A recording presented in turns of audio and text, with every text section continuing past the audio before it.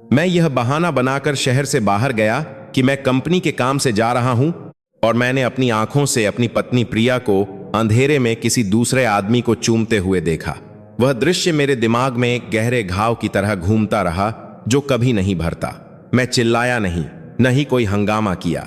मैं बस चुपचाप खड़ा अपनी कार का स्टीयरिंग व्हील इतनी कसकर पकड़े रहा कि खून रुकने से मेरे पोर सफेद पड़ गए थे, लेकिन मेरा दिल मर चुका था, जैसे किसी ने अपनी पूरी दुनिया खो दी हो। लोग कहते हैं कि जो पति पत्नी लंबे समय से शादीशुदा होते हैं वे एक दूसरे को अपनी हथेली की रेखाओं की तरह जानने लगते हैं। मुझे भी ऐसा ही विश्वास था। मेरी नजर में प्रिया एक ऐसी महिला थी जिसकी कोई भी तारीफ करेगा। वह समझदार, दयालु और एक प्राइमरी स्कूल में टीचर थी। उसकी बोली में मिठास थी और उसका व्यवहार हमेशा शालीन रहता था। मुझसे शादी के बाद उसने अपने पुराने दोस्तों से भी दूरी बना ली थी और अपना पूरा ध्यान सिर्फ अपने पति और बेटे पर लगा दिया था। कम से कम मैं उसे ऐसा ही जानता था, जब तक कि मैंने छोटे छोटे बदलाव महसूस नहीं किए जो भले ही बहुत मामूली थे लेकिन किसी भी पति को सतर्क करने के लिए काफी थे। प्रिया अक्सर देर से घर आने लगी, कभी अचानक मीटिंग का बहाना बनाती तो कभी स्कूल में किसी जरूरी काम का। जब भी मैं हमारे बेटे रोहन के बारे में पूछता तो वह तुरंत अपनी नजरें चुरा लेती और संक्षेप में जवाब देती, तुम कुछ ज्यादा ही शक करते हो। मैं कौन हूं जो मुझ पर इतनी निगरानी रखी जाए। शुरुआत में मैंने खुद को ही दोषी ठहराया। पुरुष कभी कभी बिना वजह ही जलने लगते हैं। मैंने सोचा, जाने दो, उसे ज्यादा मत रोको। बिना सबूत के पत्नी पर शक करना हम दोनों को ही दुख देगा। लेकिन प्रिया ने तो अपने कपड़े पहनने का तरीका भी बदलना शुरू कर दिया था। वह जो आमतौर पर काम पर सिर्फ सलवार कमीज या कुर्ती पहनती थी, अब तंग ड्रेस, गहरे रंग की लिपस्टिक और हल्के लहरदार स्टाइल में अपने बाल बनाने लगी थी। ये वो चीजें थीं जो मैंने पिछले कुछ सालों में उसकी अलमारी में कभी नहीं देखी थी। मैं एक कंस्ट्रक्शन कंपनी में इंजीनियर हूं। दिन भर की कड़ी मेहनत के बाद घर लौटना, गर्मा गर्म खाना खाना और अपने बच्चे की हंसी सुनना ही मेरी एकमात्र खुशी थी। लेकिन अजीब बात है, हाल ही में जब भी मैं काम से घर लौटता, खाने की मेज पर रोटी और सब्जी हमेशा ठंडी पड़ी होती। मेरा बेटा रोहन भी पहले की तरह नहीं हंसता था। वह ज्यादा चुप रहने लगा था और हमेशा अपने फोन पर गेम खेलने में व्यस्त रहता था। एक बार मैंने अपने बेटे से पूछा, आजकल मम्मी कैसी हैं? मेरे बेटे ने बस रूखेपन से जवाब दिया, मम्मी मुझसे ज्यादा बात नहीं करती। मुझे शक होने लगा, लेकिन यह शक एक भूत की तरह था जो आता और चला जाता। फिर एक बरसाती दोपहर, मैं घर से लगभग 10 किमी दूर एक प्रोजेक्ट साइट पर काम कर रहा था, जब मुझे एहसास हुआ कि मेरा रेनकोट कार में ही छूट गया है। इसलिए मैंने अपनी कार प्रिया के स्कूल की ओर मोड़ दी। संयोग से मैंने प्रिया को स्कूल के गेट के पास खड़े देखा। वह अकेली नहीं थी। वह एक सफेद शर्ट पहने एक आदमी के साथ खड़ी थी, जिसके सिर के ऊपर के बाल कुछ कम हो रहे थे। उस आदमी ने उन दोनों को एक ही छाते के नीचे रखा हुआ था। हल्की हल्की बारिश हो रही थी। मैंने अपनी कार लगभग 100 मीटर दूर पार्क की और इंजन बंद कर दिया। मेरा इरादा जासूसी करने का नहीं था, लेकिन जब मैंने प्रिया को थोड़ा सा सिर झुकाकर उस आदमी के गाल पर हल्के से चूमते हुए देखा तो मैं वहीं जम गया। वह चुंबन लंबा या गहरा नहीं था, लेकिन मेरे विश्वास की हर चीज को नष्ट करने के लिए काफी था। वह आदमी हल्का सा मुस्कुराया, प्रिया भी मुस्कुराई। वे एक पल के लिए खड़े रहे और फिर अपने अपने रास्ते चले गए। मैंने उनका पीछा नहीं किया और न ही बाहर निकलकर उनसे भिड़ा। मैं बस कार में और बाग ठोकर मैं बैठा रहा, स्टीयरिंग को कसकर पकड़े और अपने होंठ काटता रहा ताकि चीख न निकल जाए। मेरा दिल टूटा नहीं, लेकिन मुझे पता था कि उसी पल मेरा भरोसा पूरी तरह से खत्म हो गया था। मैं घर ऐसे लौटा जैसे कुछ हुआ ही न हो। मैंने हमेशा की तरह खाना खाया, अपने बेटे पर मुस्कुराया और अपनी पत्नी से पूछा, आज का दिन थकाने वाला तो नहीं था? प्रिया ने हमेशा की तरह धीरे से जवाब दिया, नहीं, सब ठीक था। बस एक नया छात्र आया है जो थोड़ा शरारती है। मैंने उसकी आंखों में देखा। एक झूठे व्यक्ति की आंखें सब कुछ नहीं छिपा सकती। बात सिर्फ इस पर निर्भर करती है कि उसे देखने वाले में सच का सामना करने की हिम्मत है या नहीं। उस रात मैं सुबह तक सो नहीं सका, बस प्रिया को देखता रहा जो मेरी तरफ पीठ करके सो रही थी। खाली दिल से मैं कमरे की छत को घूरता रहा। मुझे पता था कि यहां हंगामा करने का कोई फायदा नहीं है। प्रिया इनकार कर देगी और वह आदमी गायब हो जाएगा। बचेगा तो बस मेरा तर्क उसके तर्क के खिलाफ। कोई विजेता नहीं होगा और मेरा बेटा ही सबसे बड़ा शिकार बनेगा। मैंने 5 दिनों के लिए एक साइट विजिट पर जाने का नाटक करने का फैसला किया। मैंने पूरी सच्चाई जानने के लिए सिर्फ एक बार झूठ बोलने का फैसला किया। अगली सुबह मैं जल्दी उठा और जानबूझकर अपना सूटकेस दरवाजे के सामने रख दिया। मैंने प्रिया से कहा कि मेरे बॉस ने मुझे अचानक शहर से बाहर एक प्रोजेक्ट साइट पर जाने के लिए कहा है, इसलिए मैं उसे पहले नहीं बता सका। प्रिया ने बस जवाब दिया, ओह अच्छा। जब मैंने पूछा, रोहन को नानी के पास छोड़ देते हैं, ठीक है? प्रिया ने भावहीन नजरों से सिर हिला दिया। मैं कड़वाहट से मुस्कुराया। मेरे दूर जाने से उसे कोई फर्क नहीं पड़ता था। मैंने अपने सबसे करीबी दोस्त संदीप को फोन किया, जो सीसीटीवी इंस्टॉलेशन का काम करता था, और उसे स्थिति समझाई। संदीप एक पल के लिए चुप रहा और फिर बस एक वाक्य कहा, तुम्हें जो भी चाहिए मैं मदद करूंगा। संदीप ने अलमारी के कोने में एक बहुत छोटा कैमरा लगाया जो पूरे बेडरूम की निगरानी कर सकता था। एक और कैमरा लिविंग रूम की दीवार पर टंगी एक फोटो फ्रेम के पीछे लगाया गया। प्रिया के काम वाले बैग में चुपके से एक छोटा जीपीएस ट्रैकर डाल दिया गया। मैंने एक शौकिया जासूस की तरह शांति और सटीकता से सब कुछ संभाला। उस रात मैंने घर छोड़ दिया। मैं घर से 5 किमी दूर एक छोटे से गेस्ट हाउस में रुका, जिसे संदीप के एक रिश्तेदार चलाते थे। मैं दूर नहीं गया। मैं इतना पास रहना चाहता था कि अगर कुछ हो तो तुरंत वापस आ सकूं। 5 दिन था कि बात। हाँ, मैंने खुद को यह पता लगाने के लिए 5 दिन का समय दिया कि इस परिवार में असल में कौन है, और अगर मेरा शक सही निकला तो 5 दिन बाद मैंने पूरे मोहल्ले को यह दिखाने की ठान ली थी कि एक धोखा खाया हुआ पति कितनी खामोशी से बदला ले सकता है। घर से निकलते समय मैंने टैक्सी ली ताकि कोई निशान न छूटे। पड़ोसियों ने सोचा कि मैं सच में किसी लंबी यात्रा पर गया हूं। प्रिया मुझे दरवाजे तक छोड़ने आई और चिल्लाई, रास्ते में ध्यान रखना, कुछ हो तो फोन करना। मैं मुड़ा और मुस्कुराया, लेकिन मेरा दिल बर्फ की तरह ठंडा था। उस समय मैं बस यही उम्मीद कर रहा था कि उसे पता हो कि वह अभिनय कर रही है। जिस गेस्ट हाउस का कमरा मैंने किराए पर लिया था, वह घर से सिर्फ 5 किमी दूर एक शांत छोटी गली में था। मालकिन संदीप की चाची थीं। मैंने बहाना बनाया कि मेरे घर में रेनोवेशन चल रहा है, इसलिए मैं कुछ समय के लिए यहां रुका हूं।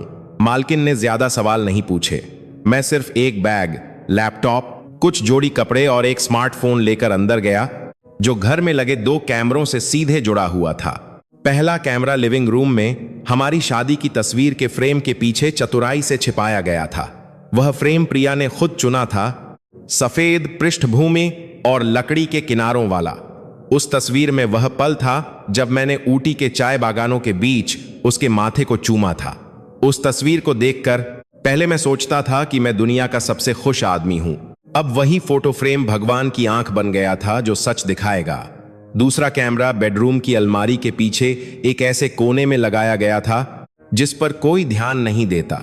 मैंने कैमरे का एंगल सावधानी से मापा ताकि पूरा बिस्तर और कमरे का दरवाजा साफ दिखाई दे। उसका इंफ्रारेड कैमरा अंधेरे में भी साफ रिकॉर्डिंग कर सकता था। जब भी कोई हलचल होती, सिस्टम स्वचालित रूप से मेरे फोन पर एक सूचना भेज देता। सारी तैयारी हो चुकी थी। मुझे बस पहली रात का इंतजार करना था। शाम के लगभग 7:30 बजे मेरे फोन पर एक सूचना आई जिसमें लिविंग रूम में हलचल की जानकारी दी गई। मैंने ऐप खोला और देखा कि प्रिया अभी अभी काम से लौटी है। मास्क उतारा, लाइट जलाई, अपना कोट उतारा, सब कुछ सामान्य लग रहा था। वह किचन में गई और एक साधारण रात का खाना तैयार किया, अंडा भुर्जी, दाल और थोड़ी सी चिकन करी। यह दृश्य देखकर मैं प्यार और गुस्से के एक अजीब मिश्रण से भर गया। वह अभी भी वही कोमल पत्नी थी जिसे मैं प्यार करता था, लेकिन अब मुझे नहीं पता था कि क्या असली है और क्या नकली। रात 8:10 पर एक नई हलचल दर्ज की गई।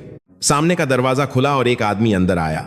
उसने सफेद शर्ट, ग्रे पैंट और काले जूते पहने हुए थे। उसके हाथ में खाने का एक पैकेट और ठंडी बियर की 2 कैन थीं। उसने जल्दी से चारों ओर देखा, फिर धीरे से दरवाजा बंद कर दिया।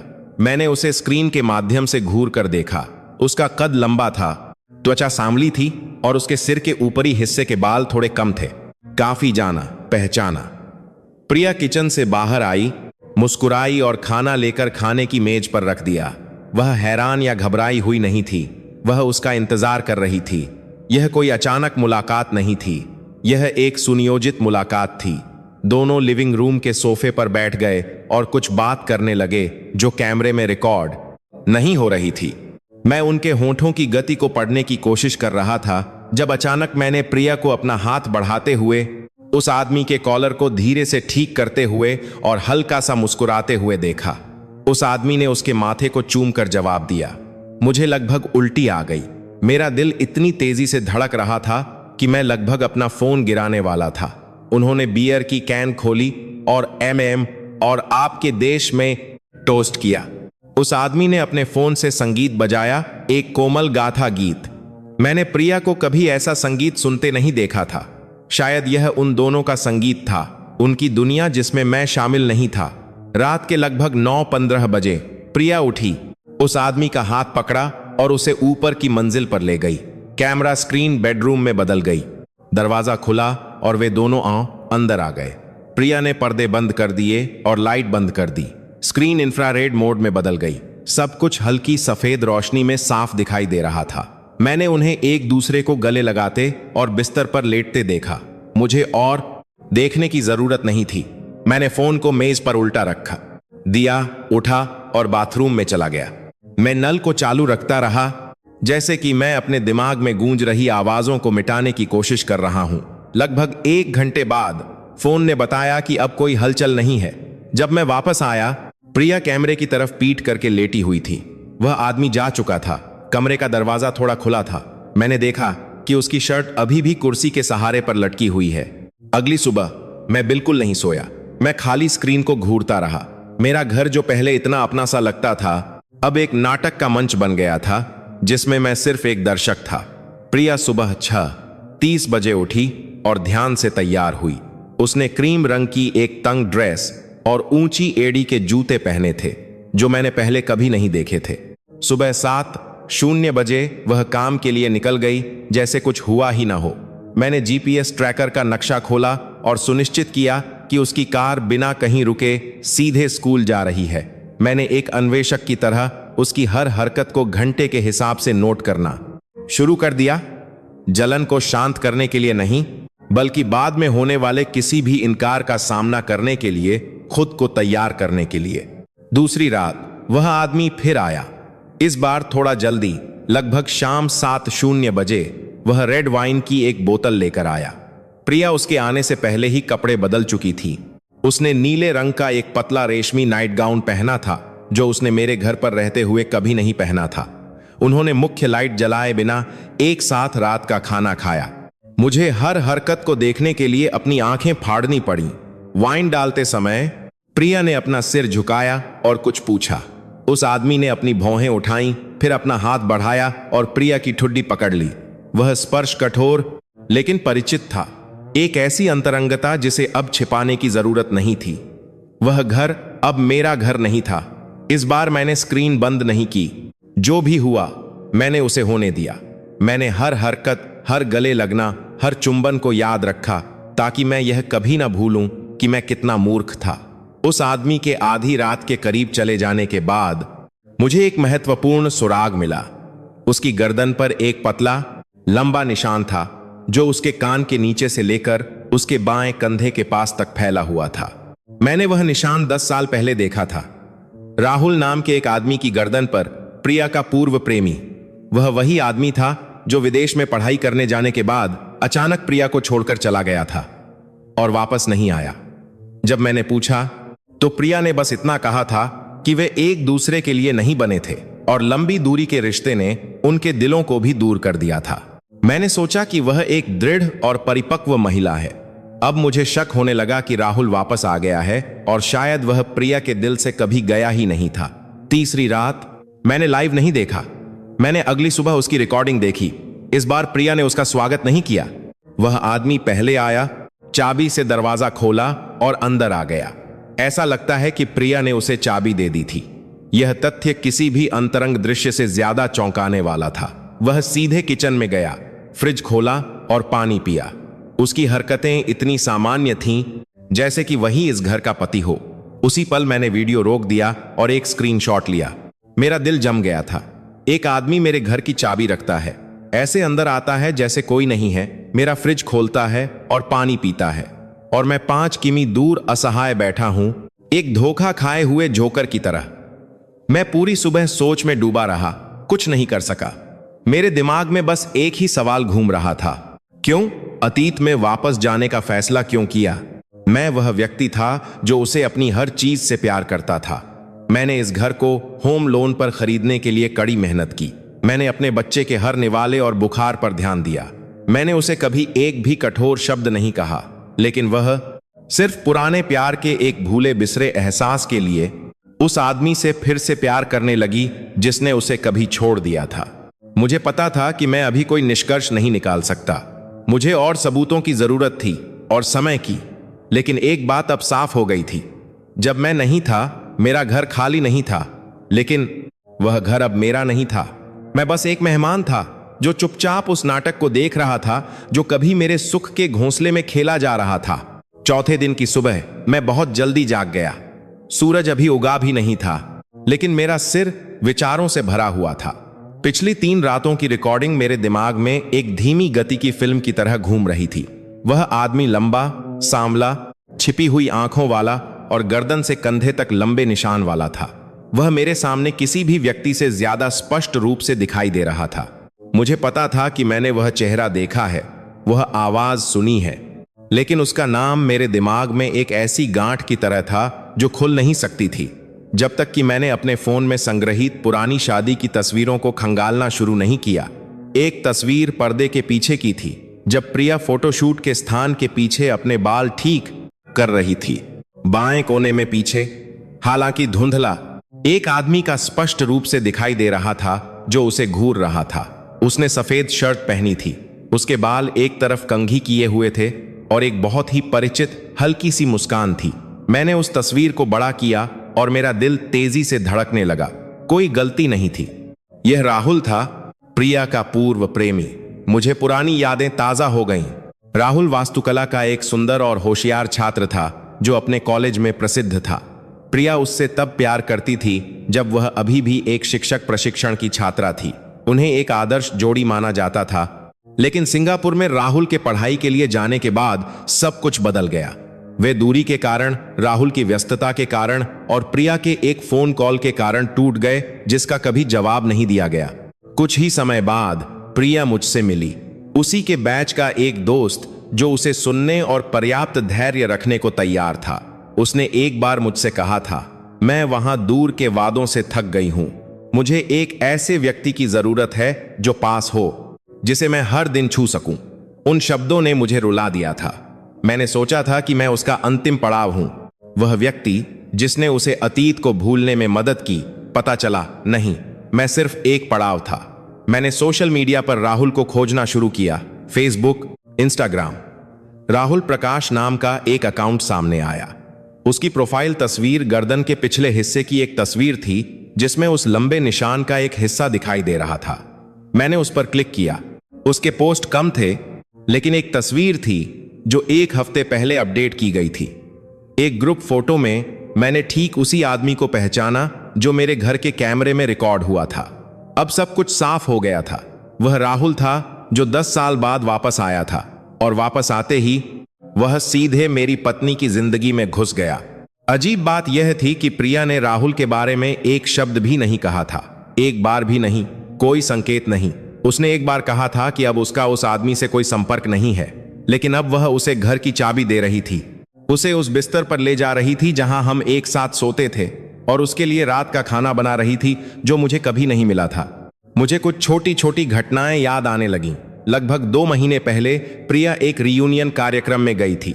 जब वह लौटी तो वह अजीब तरह से बहुत चुप थी और अक्सर अपना फोन देखते हुए खुद ही मुस्कुराती थी। जब मैंने पूछा तो उसने कहा कि एक दोस्त ने उसे एक पुराना वीडियो भेजा है।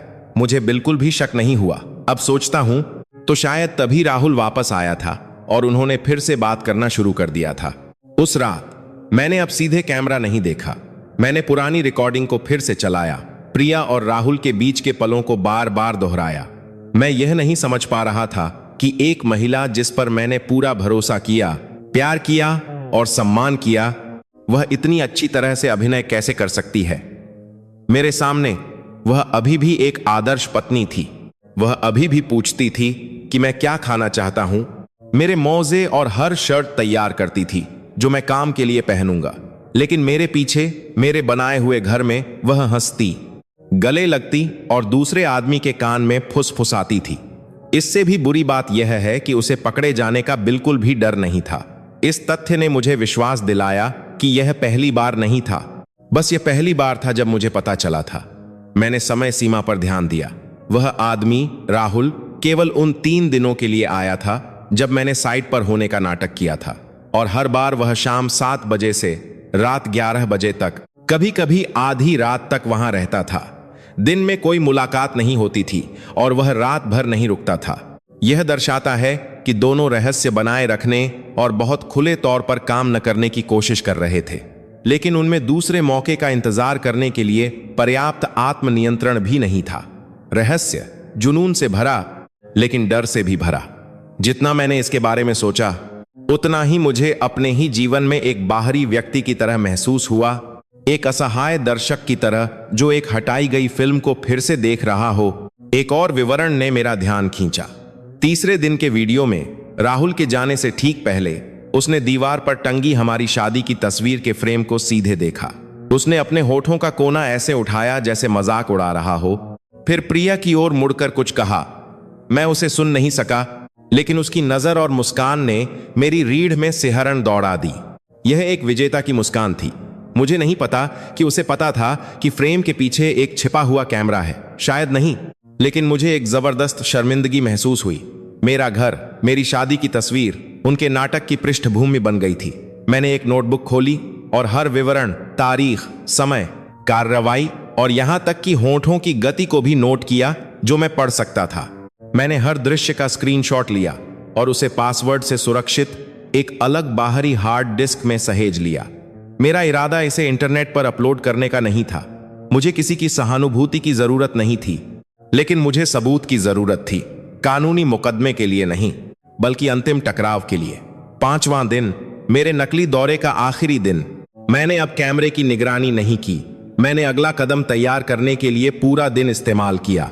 मैंने स्क्रीनशॉट की तस्वीरें प्रिंट की और आवश्यक कैप्शन लिखे। फिर मैं एक फोटो स्टूडियो गया और सबसे स्पष्ट तस्वीर प्रिंट कराई, जिसमें प्रिया इंफ्रारेड कैमरे की धुंधली रोशनी में राहुल की गोद में बैठी थी। मैंने वह तस्वीर प्रिया के नाम लिखे एक लिफाफे में डाल दी। मैं इसे भेजूंगा नहीं, बल्कि इसे घर पर अपनी स्टडी टेबल की दराज में रखूंगा, एक ऐसी जगह जिसे प्रिया अक्सर साफ करती है। अगर वह इसे संयोग से देख लेती है तो कम से कम उसे पता चल जाएगा कि मुझे सब कुछ पता है। उस रात मैंने शर्मा आंटी को फोन किया, जो हमारे घर के ठीक बगल में रहती थीं। जब प्रिया ने जन्म दिया था तब वह हमारे घर में रुकी थीं, और जब मैं काम पर जाने के लिए तैयार होता था तो अक्सर रोहन को गोद में लेती थीं। मैंने उनसे कहा कि कल सुबह मैं चाय पीते हुए बात करना चाहता हूं, मुझे कुछ कहना है। शर्मा आंटी हंस पड़ी। मुझे लगा तुम लोग छुट्टी पर हो, घर में आजकल बहुत शांति है। लेकिन हाँ, प्रिया आजकल और भी खूबसूरत हो गई है। मैंने कोई जवाब नहीं दिया।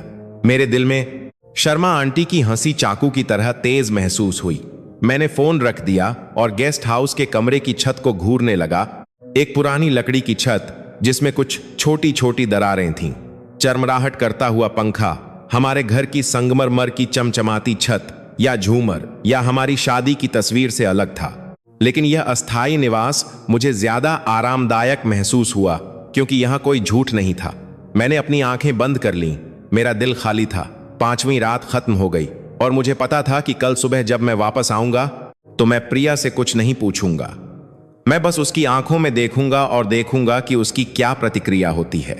एक धोखेबाज चाहे कितना भी अच्छा अभिनय क्यों न कर ले, वह अपने पति की उस नजर को धोखा नहीं दे सकता जो कभी उससे सबसे ज्यादा प्यार करता था।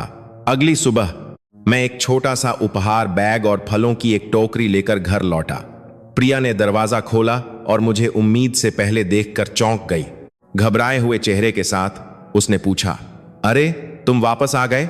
मुझे लगा अभी कुछ और दिन लगेंगे। मैं हल्का सा मुस्कुराया, उसकी नजर से बचते हुए, और शांत आवाज में झूठ बोला, काम जल्दी खत्म हो गया, मैं जल्दी घर आ गया। तुम्हारी और रोहन की बहुत याद आ रही थी। प्रिया अजीब तरह से हंसी, फलों की टोकरी ली, धन्यवाद बुदबुदाया और फिर जल्दी से मुड़ गई। मैं घर के अंदर गया। सब कुछ ठीक वैसा ही था जैसा मैं छोड़कर गया था। सोफा करीने से सजा हुआ था, खाने की मेज साफ थी और फर्श क्लीनर की हल्की सी महक भी आ रही थी। लेकिन मुझे पता था कि इस सफाई के पीछे झूठ की धूल की एक परत थी जो घर के हर कोने में जमा थी। मैं बेडरूम में गया, बिस्तर पर बैठ गया और हमारी शादी की तस्वीर के फ्रेम को देखा जो अभी भी दीवार पर करीने से लटका हुआ था। वहीं मेरा लगाया हुआ कैमरा था। मैंने उसे निकाला, उसे अपने बैग में छिपा लिया, फिर एक बार फिर चारों ओर देखा। केवल मुझे पता था कि पिछले 5 दिनों में इस कमरे में क्या हुआ था। मैंने पानी पीते हुए अगले कदम के बारे में सोचना जारी रखा। मैं हंगामा कर सकता था, सीधे प्रिया का सामना कर सकता था, लेकिन मुझे पता था कि यह एक मूर्खतापूर्ण कार्रवाई होगी। बिना सबूत के कोई भी पड़ोसी मुझ पर विश्वास नहीं करेगा। हर किसी की नजर में प्रिया एक अच्छी पत्नी का उदाहरण थी, जबकि मैं एक शांत, अक्सर दौरे पर रहने वाला आदमी था और कई बार मुझे एक कठोर और ठंडे व्यक्ति के रूप में गलत समझा जाता था। अगर मैं सिर्फ शब्दों से आरोप लगाता और प्रिया थोड़े से आंसू बहाती तो पड़ोसी मुझ पर ही शक करने लगते और कहते, आदमी को माफ कर देना चाहिए। इसीलिए मुझे एक तटस्थ व्यक्ति की जरूरत थी, कोई ऐसा व्यक्ति जो सच कहने के लिए काफी करीब हो। वह व्यक्ति केवल शर्मा आंटी थीं। वह ठीक बगल में रहती थीं, हमारे लिए रोहन की देखभाल करती थीं और जब मैं लंबे समय के लिए दौरे पर होता था तो प्रिया को कपड़े धोने में भी मदद करती थीं।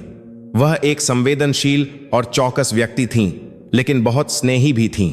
अगर मैं उन्हें मना सका तो मुझे आने वाली कहानी के लिए एक और गवाह मिल जाएगा। दोपहर में मैं शर्मा आंटी के घर फलों की टोकरी देने के बहाने गया। जब मैंने दरवाजा खटखटाया तो उन्होंने गर्मजोशी से मेरा स्वागत किया। उनके पति का बहुत पहले निधन हो गया था और वह अकेली रहती थीं क्योंकि उनके बच्चे विदेश में बस गए थे। घर के सामने पौधों को पानी देना और पड़ोसियों को आते जाते देखना ही उनके बुढ़ापे का मनोरंजन था। मैं उनके बगल में एक कुर्सी पर बैठ गया और धीरे धीरे अपना मुंह खोला। आंटी, आज मुझे कुछ कहना है।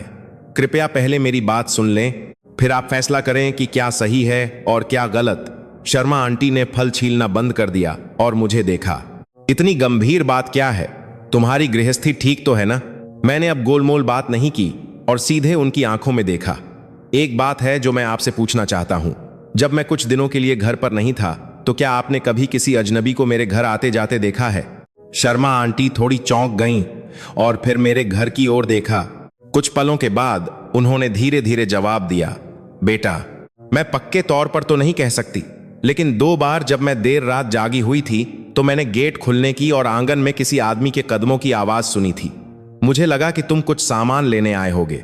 मैंने सिर हिलाया, फिर अपने बैग से एक अतिरिक्त फोन निकाला जो इंटरनेट से जुड़ा नहीं था और पहला वीडियो चलाया। वह दृश्य जब प्रिया ने राहुल के लिए दरवाजा खोला था जो खाना लेकर आया था। वे सोफे पर बैठे वाइन पी, हंसे और बातें की।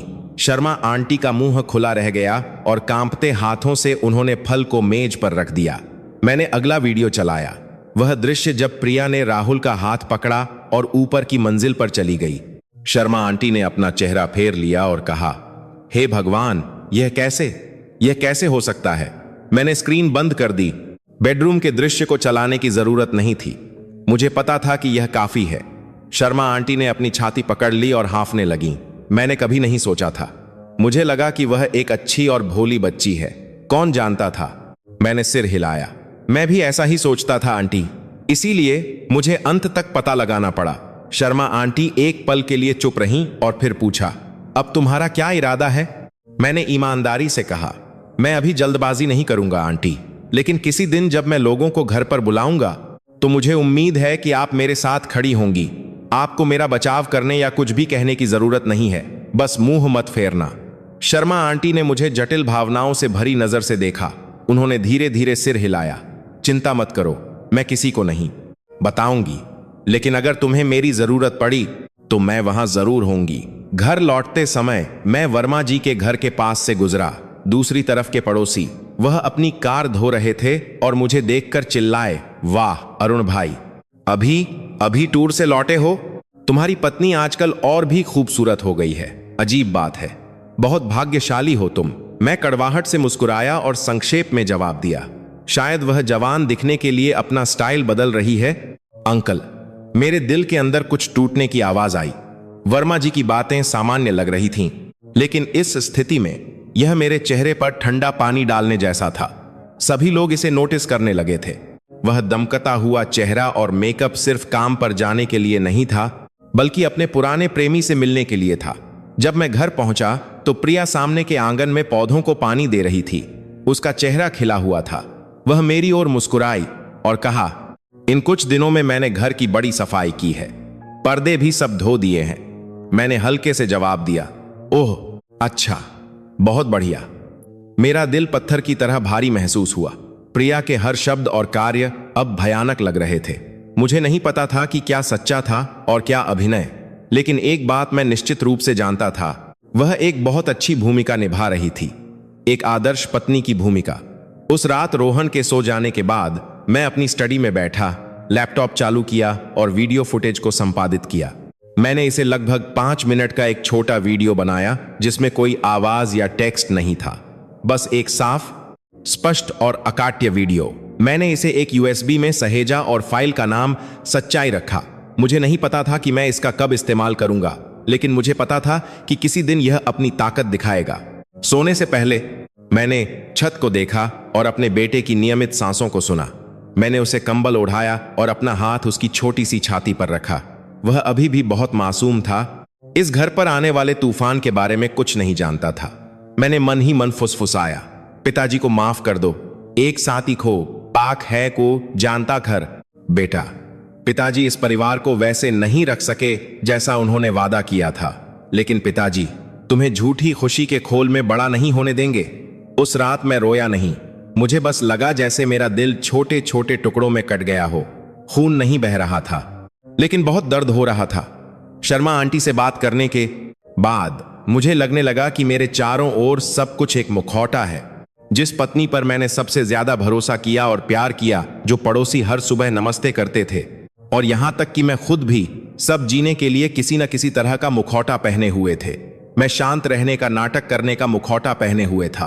प्रिया एक अच्छी पत्नी का मुखौटा पहने हुए थी, और दूसरे लोग, क्योंकि उन्हें पता नहीं था कि क्या हो रहा है, उदासीनता का मुखौटा पहने हुए थे। सच्चाई एक बहुत भारी चीज है, और अगर कोई इसे सहन नहीं कर सकता तो वह न देखने का नाटक करने का रास्ता चुनता है। अगले दिन दोपहर में मैंने सभी वीडियो एक बार फिर देखे, खुद को प्रताड़ित करने के लिए नहीं, बल्कि यह सुनिश्चित करने के लिए कि सभी सुराग मेरे हाथ में हैं। एक वीडियो क्लिप में मैंने एक विवरण पर ध्यान दिया जो पहले छूट गया था। राहुल ने अपनी दाहिनी छोटी उंगली में एक चांदी की अंगूठी पहनी हुई थी। इसका डिजाइन बहुत विशिष्ट था, जिसमें एक छोटा सा गोलाकार प्रतीक था जिसके अंदर 2 प्रारंभिक अक्षर खुदे हुए थे। मैंने उसका स्क्रीनशॉट लिया, उसकी तस्वीर ली और उसे संदीप को भेज दिया। मेरा दोस्त, जो दुर्लभ चीजों के बारे में बहुत कुछ जानता था, 10 मिनट से भी कम समय में जवाब आया। यह स्पा दिल्ली के आर्किटेक्चर बैच 5 की अंगूठी है।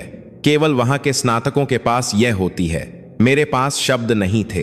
राहुल वास्तव में उस कॉलेज के 5 बैच का था। अब कोई संदेह नहीं था। जो आदमी मेरे घर में आता जाता था वह राहुल था, कोई और नहीं। मुझे वह एकमात्र क्षण याद आया जब मैं राहुल से लगभग 10 साल पहले मिला था। ठीक मेरी और प्रिया की सगाई के दिन राहुल अचानक प्रकट हुआ। घर के अंदर नहीं आया, बल्कि गली में दूर खड़ा था। मैंने उसे एक पल के लिए अंदर झांकते हुए देखा था। उसकी नजर में अंधेरा था। उस समय मैंने सोचा था कि वह सिर्फ एक पुराना दोस्त है जो देर से आया है और अंदर आने में झिझक रहा है। प्रिया ने इस बारे में एक शब्द भी नहीं कहा। जब मैंने पूछा तो उसने बस टाल दिया, शायद तुमने किसी और को देख लिया होगा। अब मुझे सब कुछ साफ समझ में आ गया था। राहुल कभी गायब नहीं हुआ था, वह बस वापस आने का मौका ढूंढ रहा था, और प्रिया ने चुपके से उसका स्वागत करने के लिए दरवाजा खुला छोड़ दिया था। मैं दूसरे सुरागों की तलाश करता रहा सोशल मीडिया पर। राहुल बहुत सावधान था, लेकिन वह अभी भी कुछ पुराने दोस्तों के संपर्क में था। उसके एक दोस्त के पोस्ट में राहुल का नाम एक मजाकिया इमोजी के साथ उल्लेख किया गया था। मुझे शक हुआ कि राहुल अपनी असली पहचान छिपाने के लिए एक छद्म नाम का इस्तेमाल कर रहा है। एक पुरानी चाल, लेकिन अभी भी उन लोगों के लिए प्रभावी है जो दोहरा जीवन जीना चाहते हैं। प्रिया उसे मिस्टर किम कहकर बुलाती थी और अपने दोस्तों के सामने भी उसे एक साथी शिक्षक के रूप में पेश करती थी, जबकि वह शिक्षक नहीं था, शिक्षा के क्षेत्र में काम नहीं करता था और उसके पास एक भी शिक्षण प्रमाण पत्र नहीं था। वह बस अतीत से लौटा एक आदमी था जो अपने पुराने प्यार को वापस पाने के लिए एक बुद्धिजीवी के मुखौटे के पीछे छिपा हुआ था। मुझे मिचली आने लगी। हर बार जब मैं प्रिया को देखता, वह अभी भी नियमित रूप से काम पर जाती, घर लौटती, खाना बनाती, घर साफ करती और अपने बेटे का हाल पूछती। वह अभी भी एक पत्नी और मां के रूप में अपनी भूमिका पूरी तरह से निभा रही थी, लेकिन उसके हर शब्द और कार्य से मुझे चीखने का मन करता था, क्योंकि मुझे पता था कि कुछ ही दिन पहले वह दूसरे आदमी की बाहों में थी, लेकिन आज भी वह आराम से मेरी मेज पर इस्त्री करके रख सकती थी और उसे मेरे बगल में रख सकती थी, जैसे कुछ हुआ ही ना हो। मैं समझने लगा था कि मुखौटा क्या होता है, और मुझे एहसास हुआ कि अगर मैं उस मुखौटे को फाड़ना चाहता हूं तो मुझे सही समय का इंतजार करना होगा, एक ऐसा समय जब वह अब इनकार या अभिनय नहीं कर सकती। मैंने सभी तस्वीरें, वीडियो, नोट्स और राहुल से संबंधित जानकारी को एक और यूएसबी में सहेज लिया। इस बार मैंने एक पासवर्ड लगाया और इसे सबसे खराब स्थिति के लिए कार्यालय के लॉकर में रख दिया। मैंने कभी नहीं सोचा था कि मुझे अपनी शादी में इतना सावधान रहना पड़ेगा, लेकिन मैं अच्छी तरह जानता था कि जो लोग धोखा देते हैं, पकड़े जाने पर वे खुद नहीं रहते। वे झूठ बोलेंगे, इनकार करेंगे और परिस्थितियों को दोष देंगे। वे अपनी इज्जत बचाने के लिए किसी भी बहाने से चिपके रहेंगे, तब भी जब उनके पास खुद कोई नैतिकता नहीं बची हो। उस रात प्रिया मुझे सुपरमार्केट ले गई। मैं एक आदर्श पति की तरह उसके पीछे पीछे चला। जब हम सड़क पर लाल बत्ती पर रुके तो उसने अपना सिर मेरे कंधे पर भी रख लिया। मैंने उसे हटाया नहीं, लेकिन कोई प्रतिक्रिया भी नहीं दी। मैं बस कड़वाहट से मुस्कुराया। उस समय मैंने सोचा, वह इतनी स्वाभाविक कैसे हो सकती है? एक महिला जिसने अपने पति को धोखा दिया है और अपने पुराने प्रेमी के साथ रात बिताई है, वह इतनी आसानी से अपने पति के कंधे पर कैसे झुक सकती है और सामान्य शब्द कह सकती है? मुझे नहीं पता था कि मैं किस तरह की दुनिया में जी रहा हूं। मैं बस इतना जानता था कि मैंने उसके मुखौटे को उसके सामने नहीं फाड़ने का फैसला किया है। मैं इंतजार करूंगा, सभी पड़ोसियों को आमंत्रित करूंगा और उन्हें उस असली चेहरे को देखने दूंगा जो मेकअप के पीछे छिपा है। घर लौटते ही मैं चुपके से अपने दोस्त संदीप से मिलने गया। मैंने उसे अपनी सारी योजना बताई। संदीप ही एकमात्र व्यक्ति था जिस पर मैं इस समय भरोसा कर सकता था। उसने ज्यादा सवाल नहीं पूछे, बस एक वाक्य कहा, तुम पक्का हो? मैंने सिर हिलाया। उसने कहा, तो फिर मैं तैयारी में मदद करूंगा। स्पीकर, स्क्रीन, कनेक्शन केबल, सब कुछ है। मैंने उसके कंधे पर थपथपाया और मेरी आंखें गर्म महसूस हुईं। जब सब लोग मुझे धोखा दे रहे थे, कम से कम एक दोस्त तो मेरे पक्ष में था। उस रात मैंने एक निमंत्रण लिखा, शादी का या गृह प्रवेश का निमंत्रण नहीं। यह पड़ोसियों के लिए शनिवार की रात हमारे घर पर एक पारिवारिक मिलन समारोह का निमंत्रण था। मैंने लिखा कि गर्म चाय, केक और प्यार का आदान प्रदान होगा। जो कोई भी इसे पढ़ेगा वह मुझे एक रोमांटिक पति समझेगा, लेकिन केवल मुझे पता था कि यह मुखौटे फाड़ने की एक पार्टी थी। शराब या संगीत के बिना एक पार्टी, लेकिन सच्चाई के साथ, और शायद आंसू भी होंगे। मैंने सुबह 2:45 बजे का अलार्म लगाया, किसी महत्वपूर्ण सामाजिक कार्य के लिए नहीं, बल्कि इसीलिए कि मैं सबसे पहले चुपचाप घर लौटना चाहता था। आधी रात को दरवाजे की दरार से ठंडी हवा अंदर आ रही थी, जिससे मैं कांप रहा था। केवल मौसम के कारण नहीं, ऐसा महसूस हो रहा था जैसे मैं उस शतरंज के खेल के अंतिम चरण में प्रवेश कर रहा हूं, जिसे मैंने लगभग एक सप्ताह से चुपचाप तैयार किया था। मैं केवल एक बैकपैक लाया था जिसमें लैपटॉप, चार्जर और यूएसबी था, कोई सूटकेस नहीं। मैं शांति से कार में बैठा, पड़ोसियों द्वारा देखे जाने से बचने के लिए कुछ चक्करदार रास्ते लिए। सब लोग सोचते थे कि मैं अभी भी प्रोजेक्ट साइट पर हूं। किसी को नहीं पता था कि मैं अपने घर वापस आऊंगा, अब एक पति के रूप में नहीं, बल्कि एक गवाह के रूप में। जब मैं घर के गेट के सामने पहुंचा तो मैंने कार कुछ 10 मीटर दूर पार्क की, इंजन बंद कर दिया और बिना आवाज किए चला। मैंने धीरे धीरे अपनी चाबी से गेट खोला। जाने से पहले मैंने प्रिया से कहा था कि वह अंदर से दरवाजा बंद न करे, क्योंकि मुझे सुबह पौधों को पानी देना था। मैं एक परछाई की तरह घर के अंदर गया। लाइट नहीं जलाई, सब कुछ शांत था। लिविंग रूम में छोटा सा नाइट लैंप एक धुंधली रोशनी दे रहा था। हमारा घर जो पहले इतना अपना सा लगता था, उस समय अजनबी महसूस हो रहा था। मैं सीढ़ियों से ऊपर गया और स्टडी का दरवाजा थोड़ा खोला। वह कमरा जो पहले मेरे लिए मशीनें ठीक करने और किताबें पढ़ने की जगह थी, अब एक छिपने की जगह बन गया था। मैं कुर्सी पर बैठ गया, लैपटॉप को मेज पर रखा और उस वीडियो को खोला जिसे मैंने पहले संपादित किया था। स्क्रीन पर प्रिया और राहुल के सभी अंतरंग क्षण दिखाई दिए। मैं अब कांप नहीं रहा था, कोई भावना महसूस नहीं कर रहा था। मेरा दिल पत्थर का हो गया था। जो कुछ बचा था वह किसी ऐसे व्यक्ति की शांति थी जो जानता था कि वह सही काम करने जा रहा है। मैं वहीं बैठा और इंतजार करता रहा। पता नहीं मैं किसका इंतजार कर रहा था, शायद ज्ञान के एक क्षण का, या शायद उस क्षण का जब राहुल आखिरी बार अंदर आएगा। सुबह 8:00 बजे गेट के बाहर एक मोटरसाइकिल की आवाज आई। मैंने सामने के कैमरे पर एक नजर डाली। यह राहुल था। उसने सफेद शर्ट पहनी थी, उसके बालों में पोमेड लगा हुआ था और उसके हाथ में नाश्ते का एक थैला था। उसने एक बार हल्के से घंटी बजाई, फिर 3 बार दरवाजा खटखटाया। प्रिया के बाहर भागने की आवाज आई। धीमी आवाज में उसने कहा, जल्दी अंदर आओ, डर है कि पड़ोसी देख लेंगे। दरवाजा खुला और जैसे ही वह अंदर आया, उसने हल्के से प्रिया की कमर को पकड़ लिया। वह परिचित दृश्य मेरे घर में फिर से दोहराया गया। इससे पहले कि प्रिया दरवाजा बंद करने और उसे लॉक करने के लिए मुड़ती, मैं स्टडी से बाहर निकला। मेरे कदमों की आवाज ने उन दोनों को वहीं रोक दिया। राहुल पहले मुड़ा, उसकी नजर में घबराहट थी। प्रिया वहीं जम गई, उसका चेहरा बिना खून के पीला पड़ गया था। मैं लिविंग रूम के बीच में खड़ा था और खिड़की से आने वाली रोशनी के कारण मैं ऐसा लग रहा था जैसे मैं अंधेरे से बाहर आया हूं। मैंने उन्हें शांति से देखा, एक भी शब्द कहे बिना। राहुल एक कदम पीछे हटा और बोला, नमस्ते भाई साहब, कब आए? मैंने सिर हिलाया, इतनी सुबह की सब कुछ देख सकूं। प्रिया ने कांपते हुए कहा, जी, कृपया मेरी बात तो सुनिए। मैंने जवाब नहीं दिया, बल्कि राहुल के पास गया और सीधे उसकी आंखों में देखा। मुझे लगा मिस्टर किम दौरे पर हैं। राहुल ने अपनी घबराहट छिपाने की कोशिश की और अपना चेहरा फेर लिया। मैंने आगे कहा, ओह, मैं भूल गया, आप तो राहुल हैं, है ना, मेरी पत्नी के पूर्व प्रेमी? फिर से अपना परिचय देना भूल गया। उसने जवाब नहीं दिया। प्रिया रोने लगी, लेकिन मैंने उसे नहीं देखा। मैं राहुल की ओर कड़वाहट से मुस्कुराया। अगली बार जब किसी और का रूप धारण करना हो तो बेहतर होगा कि गर्दन पर उस निशान को ढक लें। जो जानता है वह तुरंत पहचान लेगा। राहुल ने थूक निगला और अपने हाथ में थैला कसकर पकड़ लिया। यह देखकर कि वह जाना चाहता है, मैं एक कदम पीछे हटा और दरवाजे के सामने का रास्ता रोक दिया। जल्दी करने की जरूरत नहीं है, बैठो, थोड़ी देर रुको, मैं भी अभी लौटा हूं। कुछ बातें हैं जो मैं पूछना चाहता हूं। उसने मदद की गुहार लगाते हुए प्रिया को देखा। प्रिया सिसक रही थी। अरुण जी, कृपया मुझे इस बार माफ कर दीजिए। मैंने अपना सिर हिलाया। मेरी आवाज हवा की तरह हल्की थी। मैं मारूंगा नहीं, चिल्लाऊंगा नहीं, हंगामा नहीं करूंगा।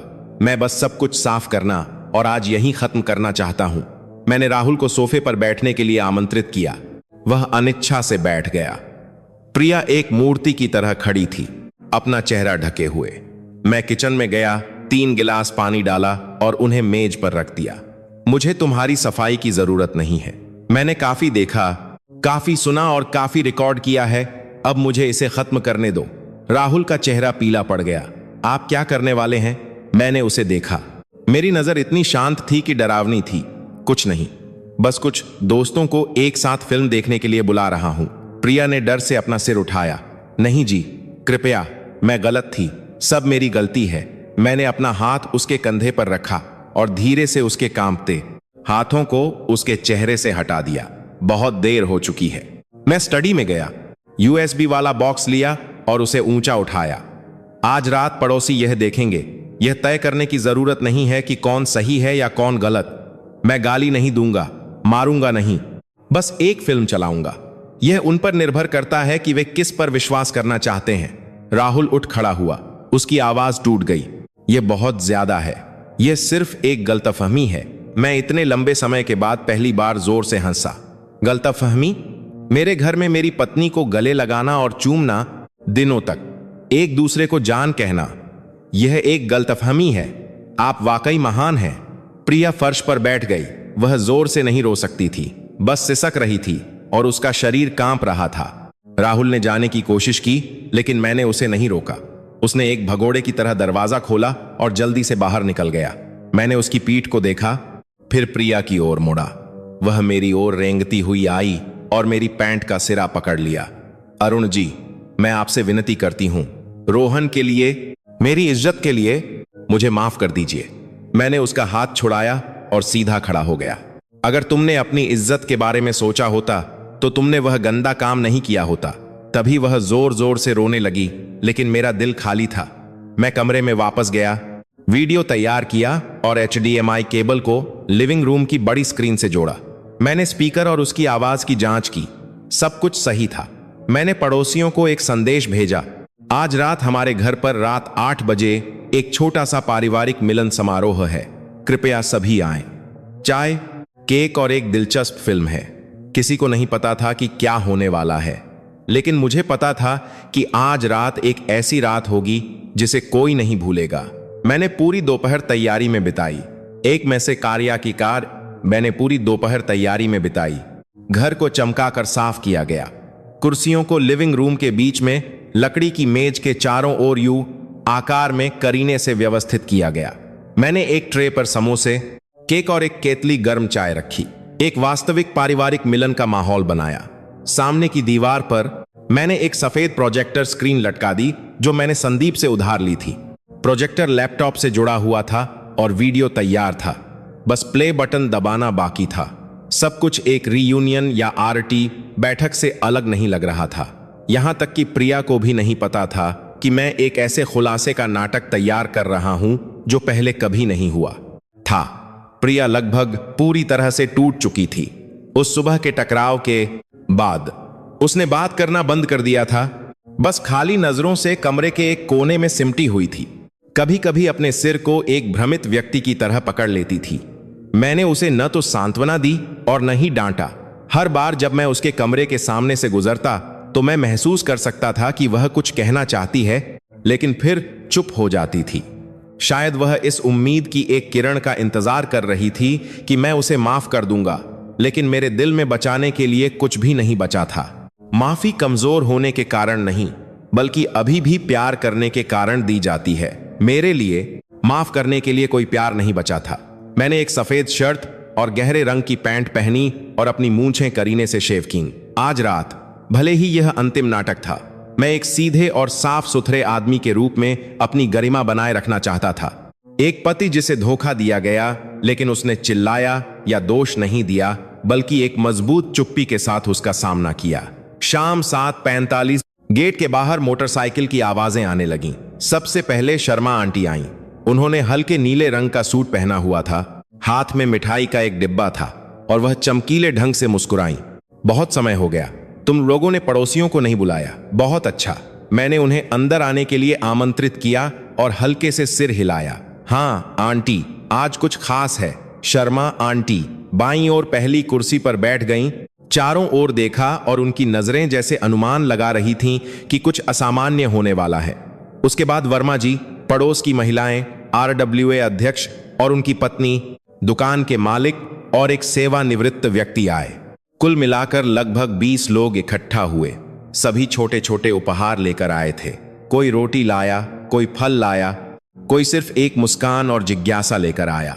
वे एक दूसरे को देख रहे थे और अनुमान लगा रहे थे। अरुण भाई के परिवार से क्या अच्छी खबर है या उनके बेटे का जन्मदिन है? तैयारी असाधारण है। मैं हल्का सा मुस्कुराया, सभी को बैठने के लिए आमंत्रित किया और चाय और केक परोसे। प्रिया सबसे दूर के कोने में चुपचाप बैठी थी, सिर झुकाए और दोनों हाथ जोड़े हुए। उसने बिना मेकअप के एक साधारण सफेद पोशाक पहनी थी। उसका चेहरा कागज की तरह पीला था। मैंने उसे एक पल के लिए देखा, फिर अपना चेहरा फेर लिया। ठीक रात 8:00 बजे मैं खड़ा हुआ और हल्के से ताली बजाई। आप सभी का अपनी व्यस्तता के बीच आने के लिए बहुत बहुत धन्यवाद। आज मैंने आप सभी को खाने या बैठक के लिए नहीं बुलाया है, बस एक कहानी है जो मैं साझा करना चाहता हूं और मुझे उम्मीद है कि आज रात के बाद आप मुझे बेहतर ढंग से समझ पाएंगे। किसी का पक्ष लेने या किसी को दोष देने की जरूरत नहीं है, बस सच्चाई जान लें। कमरा तुरंत शांत हो गया। किसी ने भौहें सिकोड़ी, किसी ने खांसा। शर्मा आंटी थोड़ा आगे की ओर झुकीं और उनकी आंखें फैल गईं। मैं कंट्रोल टेबल पर गया और एक बटन दबाया। प्रोजेक्टर चालू हो गया और पहला वीडियो स्क्रीन पर दिखाई दिया। प्रिया का राहुल के लिए दरवाजा खोलने, मुस्कुराने, बात करने और सोफे पर एक साथ बैठने का दृश्य। कोई आवाज नहीं थी, लेकिन हर अंतरंग क्रिया इतनी स्पष्ट थी। फुसफुसाहट की आवाजें फूट पड़ीं। हे भगवान, वह कौन है? उसका पति तो नहीं है। मैंने कुछ नहीं कहा। मैंने वीडियो को चलने दिया। जब वे एक साथ सीढ़ियों से ऊपर जा रहे थे तो स्क्रीन इंफ्रारेड से रिकॉर्ड किए गए बेडरूम के दृश्य में बदल गई। दोनों लोगों की छाया एक दूसरे को गले लगाते और लेटते हुए स्पष्ट रूप से दिखाई दे रही थी। किसी स्पष्टीकरण की जरूरत नहीं थी। प्रिया ने अपना सिर गहराई से झुका लिया और अपना चेहरा ढक लिया। शर्मा आंटी ने खांसा, अस्तगफिरुल्लाह। लगभग 5 मिनट बाद वीडियो समाप्त हो गया।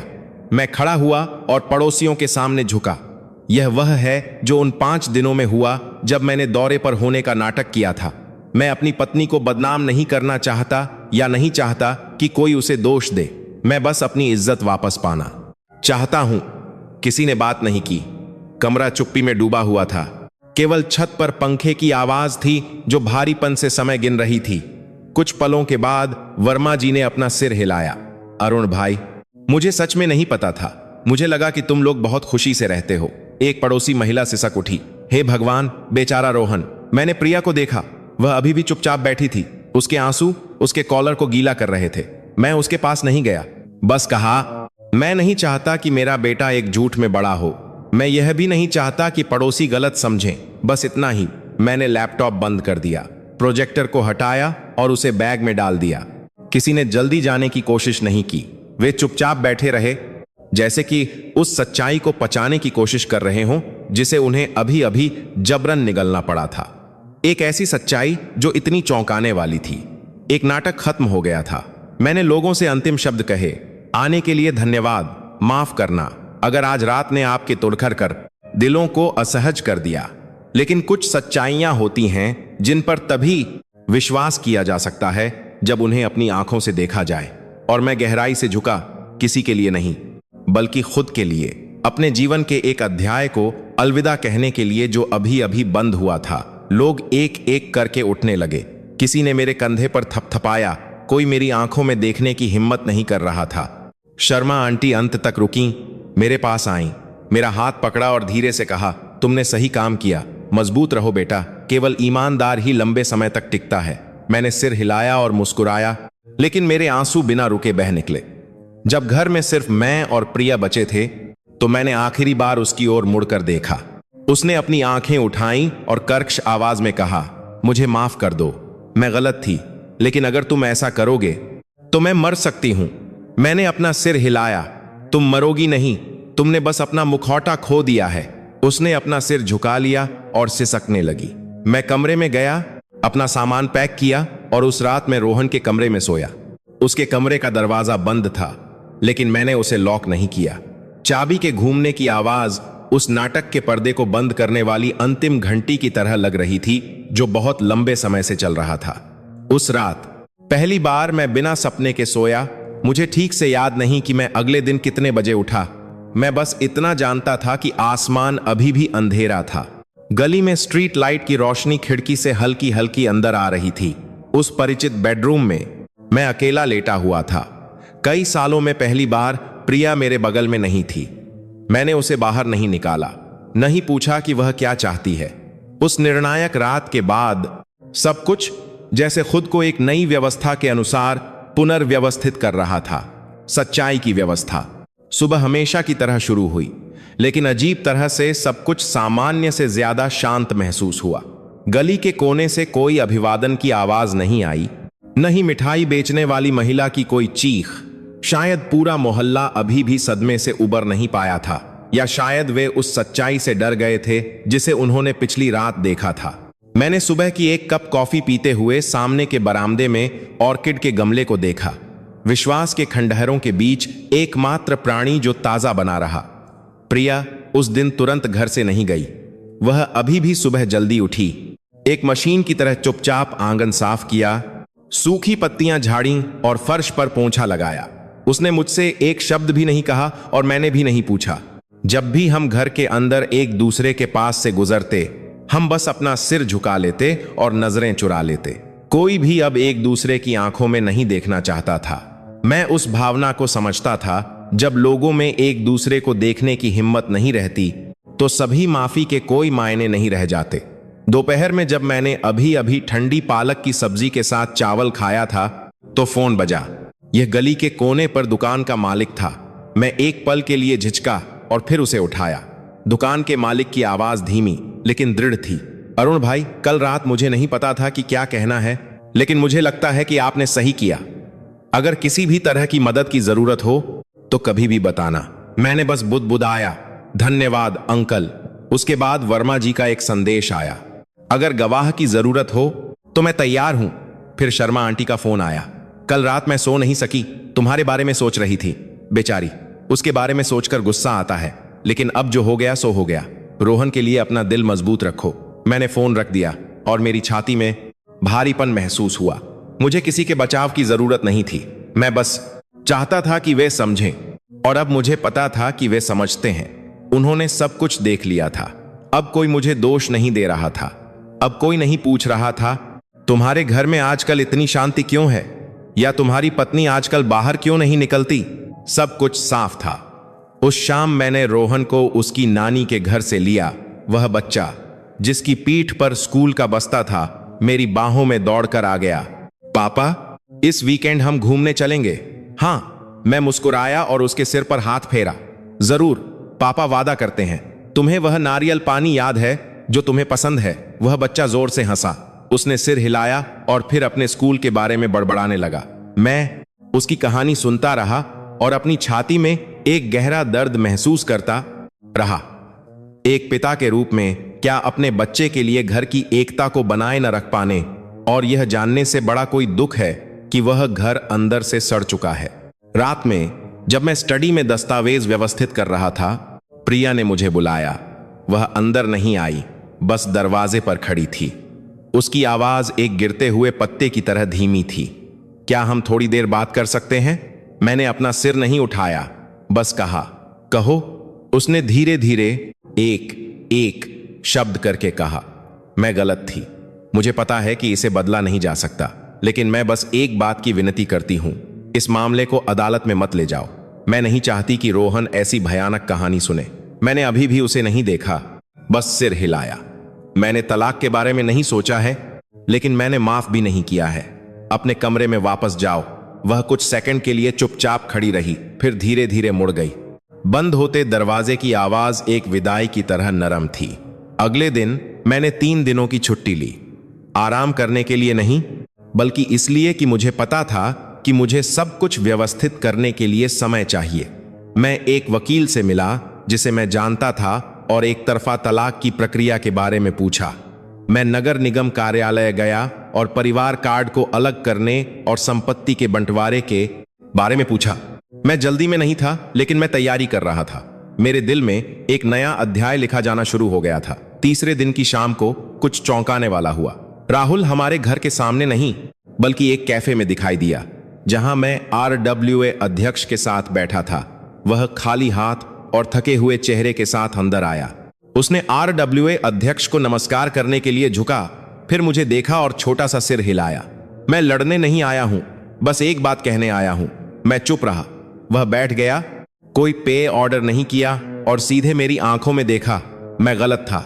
मुझे पता है कि मैं इसके लायक नहीं हूं, लेकिन मैं प्रिया से प्यार करता हूं। शुरू में मैं बस उसका हालचाल जानने के लिए मिला था, लेकिन चीजें नियंत्रण से बाहर हो गईं।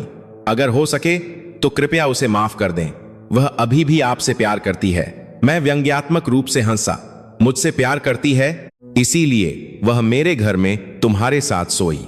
उसने अपना सिर झुका लिया और चुप हो गया। मैं उठा और RWA अध्यक्ष से कहा, मैं अब चलता हूं अंकल, मैं इसे और नहीं सुन सकता। फिर मैं बिना पीछे मुड़े चला गया। उस रात मैं लिविंग रूम में अकेला बैठा और उस छोटे वीडियो को फिर से चलाया। खुद को प्रताड़ित करने के लिए नहीं, बल्कि यह सुनिश्चित करने के लिए कि यह मेरी कल्पना नहीं थी। जो मैंने देखा था वह वही था जो मैंने देखा था। जो मैंने सुना था वह वही था जो मैंने सुना था। और जो निर्णय मैंने लिया था वह वही था जो मुझे अपनी बची हुई इज्जत को बनाए रखने के लिए करना था। अगली सुबह मैंने एक पत्र लिखा और उसे मेज पर रख दिया।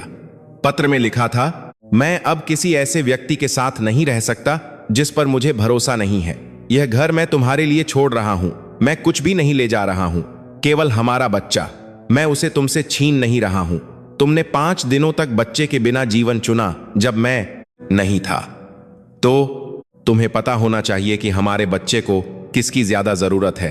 मैंने अपना सामान पैक किया, रोहन को जगाया, उसका हाथ पकड़ा और उस घर को छोड़ दिया। प्रिया सामने नहीं आई। शायद उसे पता था कि मैं जाने वाला हूं, या शायद उसमें सामना करने की हिम्मत नहीं थी। मैंने उसे दोष नहीं दिया। हर किसी को अपने विकल्पों के परिणामों को भुगतना पड़ता है। गेट से बाहर निकलते समय मैंने आखिरी बार पीछे मुड़कर देखा। वह घर जिसे मैंने अपनी जवानी के पसीने से बनाया था अब अतीत बन चुका था। एक मुखौटा गिर गया था और सच्चाई, हालांकि दर्दनाक, सबसे जरूरी मुक्ति थी। मैं रोहन को उस छोटे से गेस्ट हाउस के कमरे में वापस ले गया जहां मैं अपने 5 दिनों के नकली दौरे के दौरान रुका था। वह कमरा बड़ा नहीं था, आरामदायक नहीं था। उसमें अलग किचन या कपड़े सुखाने के लिए बालकनी नहीं थी, लेकिन उसने मुझे एक चीज दी जो वह बड़ा घर नहीं दे सका, शांति। अपने बेटे के साथ पहले दिन मैं एक ऐसे पिता की तरह अनाड़ी था जो पहली बार अकेले बच्चे की परवरिश कर रहा हो।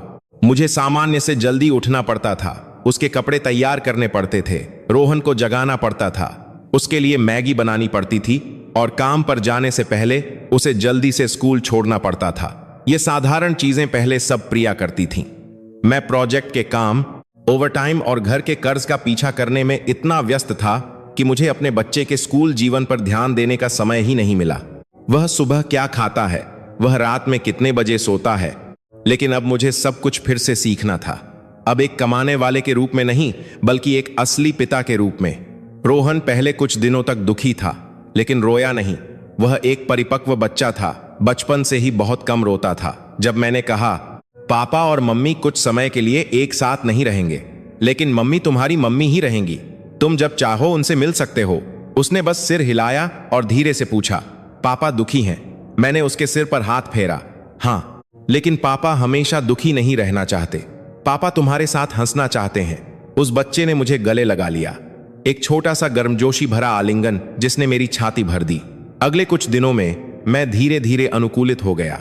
मैंने साधारण सूप बनाना सीखा, गेस्ट हाउस की वॉशिंग मशीन खराब होने पर हाथ से धोना सीखा।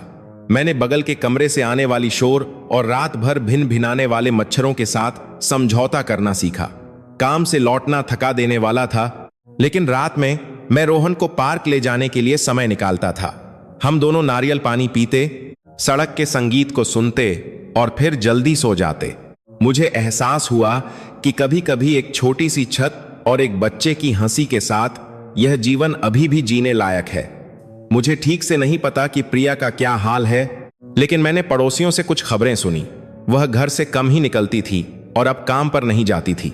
कुछ दिन ऐसे भी थे जब वह सुबह से शाम तक बरामदे में बैठी रहती, किसी से बात नहीं करती और पूछे जाने पर जवाब नहीं देती थी। शायद उसे अब अपने चुनाव के परिणाम का एहसास हो रहा था, शायद उसे पछतावा हो रहा था, लेकिन मैं नहीं चाहता था कि उसे पछतावा हो। मैं बस चाहता था कि वह हमारे बच्चे को और दुख न पहुंचाने का अपना वादा निभाए। एक दिन जब मैं रोहन को स्कूल से लेने गया तो प्रिया वहां आ गई। वह स्कूल के गेट पर इंतजार कर रही थी, एक फीके रंग की कमीज पहने हुए। उसके चेहरे पर कोई मेकअप नहीं था और वह बहुत दुबली लग रही थी। मुझे देखकर वह सीधे पास नहीं आई, बस अभिवादन के रूप में थोड़ा सिर झुकाया। रोहन खुशी से चिल्लाया, मम्मी, और फिर उसकी ओर दौड़कर उसे गले लगा लिया। मैंने उसे नहीं रोका। उत्सुक नजरों के बीच मैं बस चुपचाप खड़ा मां और बेटे को स्कूल के मैदान के बीच में गले लगते देखता रहा। उसके बाद प्रिया ने अपना सिर उठाया और मुझे देखा। उसकी नजर थकी हुई थी। क्या मैं हफ्ते में एक बार रोहन से मिल सकती हूं? मैं ज्यादा नहीं मांग रही, बस कुछ घंटे। मैंने बिना कुछ कहे सिर हिला दिया। लंबे स्पष्टीकरण की जरूरत नहीं थी। एक बच्चे को अपनी मां की जरूरत होती है, भले ही उस मां ने गलती की हो। खून पानी से गाढ़ा होता है। उस रात प्रिया गेस्ट हाउस के कमरे में आई। वह खाना और रोहन के कुछ पुराने कपड़े लेकर आई थी। वह एक अजनबी मेहमान की तरह सावधानी से अंदर आई। मैंने उसे अपने बेटे के साथ रात का खाना खाने ब्लॉक से खेलने और कहानी सुनाने दिया। वह मुझे देखने की हिम्मत नहीं कर रही थी, बस रोहन पर ध्यान केंद्रित कर रही थी, जैसे कि वह उस मातृत्व को थोड़ा सा भुनाने की कोशिश कर रही हो जो खो गया था। जाने से पहले वह दरवाजे पर खड़ी हुई, मेरी ओर मुड़ी और धीरे से कहा, रोहन से मिलने देने के लिए धन्यवाद।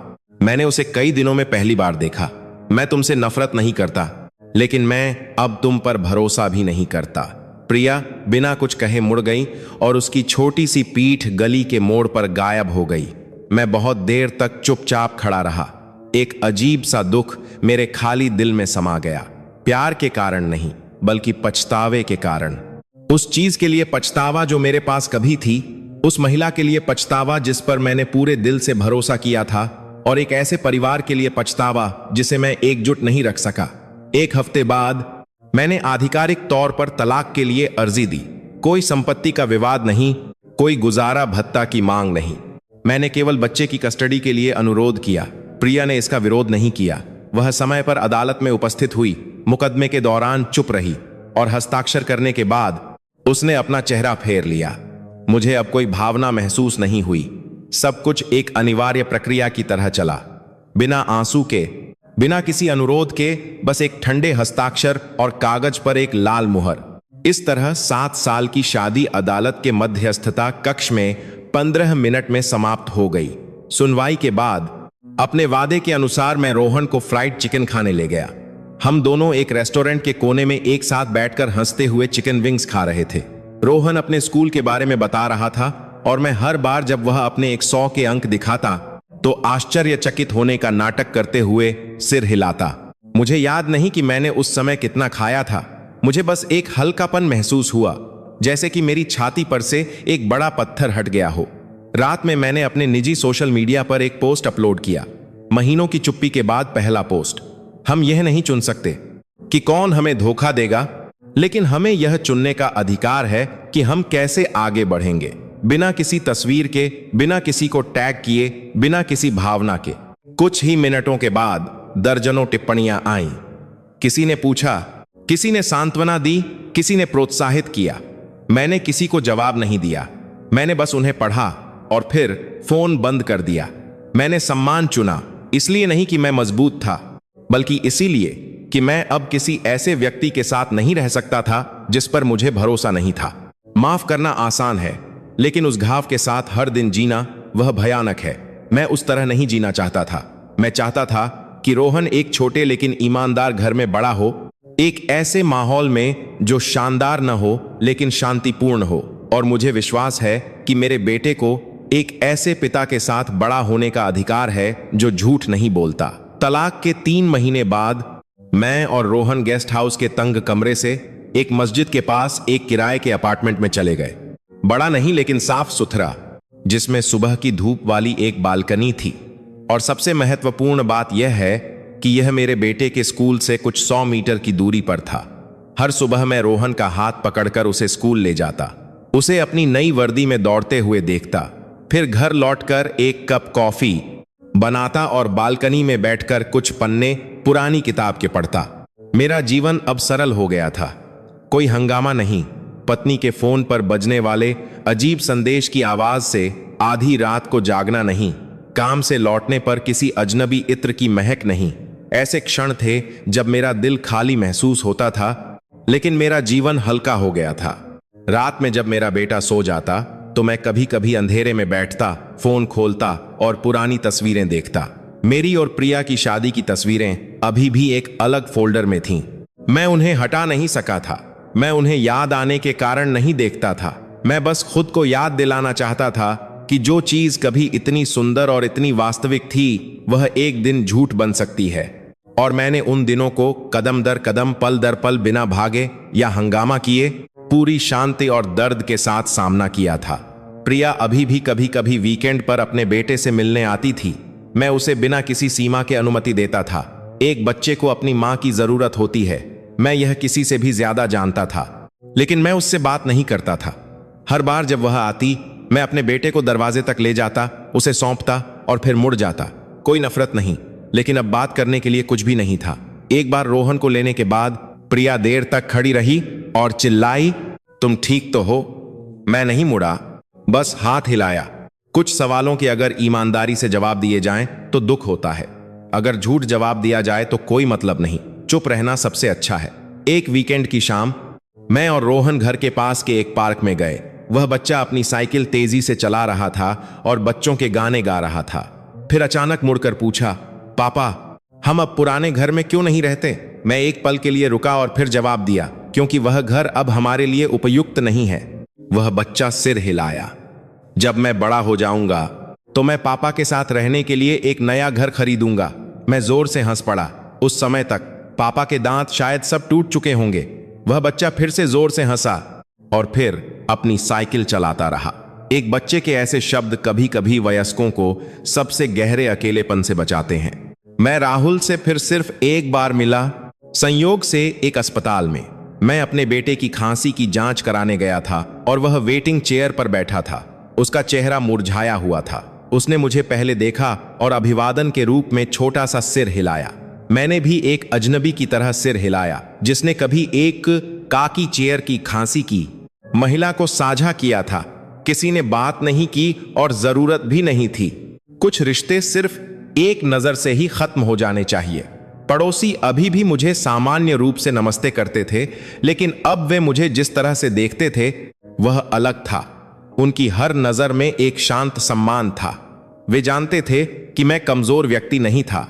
मैंने गाली नहीं दी, हिंसा नहीं की, किसी को बदनाम नहीं किया। मैंने बस बिना हंगामे के समस्या का सामना करने का रास्ता चुना।